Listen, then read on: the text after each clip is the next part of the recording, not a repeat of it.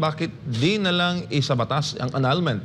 Kasi kadalasan nagsasama na lang for the sake ng mga bata or nasa iba na dala-dala pa rin yung apelido. Ang annulment of marriage, legal yan sa Pilipinas. Maybe ang tanong niya is about divorce. Yes, ang divorce, may divorce ang Pilipinas, but ang divorce very limited lang. Number one, yung mga Muslim brothers natin, pwede mag-divorce. May tinatawag tayong mixed marriage divorce. Ibig sabihin, Pilipino, nagpakasal ng isang Pilipina, ng isang foreigner, mixed marriage, pwede mag-divorce yan. Or third, yung tinatawag na legal separation.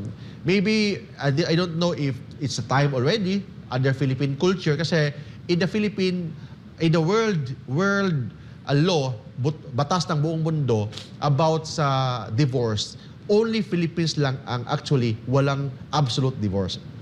Kung may divorce man tayo, very limited ang divorce natin. Yung tatlong circumstance lang. But wala po tayong divorce na kagaya ng Amerika, kagaya ng Japan, kagaya ng Canada. Wala tayong divorce dyan. But ang issue dyan, don't forget, even Rome may divorce na. Ang walang divorce, actually dalawang bansa na walang divorce.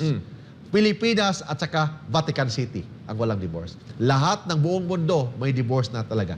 Kahit na pupunta ka pa sa Iraq, pupunta ka sa Afghanistan, pupunta ka sa Saudi Arabia, may divorce. Only two countries ang walang divorce, Philippines and Vatican City. Pero dito sa Pilipinas, matinding mga hiwalayan din. Daming hiwalayan dito. Kasi nga, yung paghiwalay kasi ng mag-asawa, it takes two to tango. Hindi naman dahil kasalanan lang ng lalaki yan or kasalanan lang ni babae yan. Minsan dyan, nagpakasal sila through pressure ng kanilang magulang kasi nabuntis yung babae, baka mapahiya, peer pressure. Another one is na dahil sa kanilang kabataan, gusto silang mag-take ng adventure, mga ganon.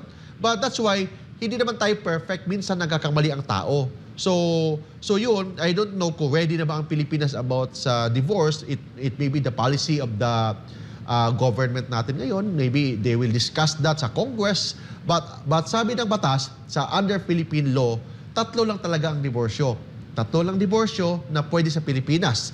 So maybe the Philippine Congress, maybe it's time na to discuss about the Philippine divorce law, lalo na ang Pilipinas na lang at saka ang Vatican ang walang divorce sa buong mundo.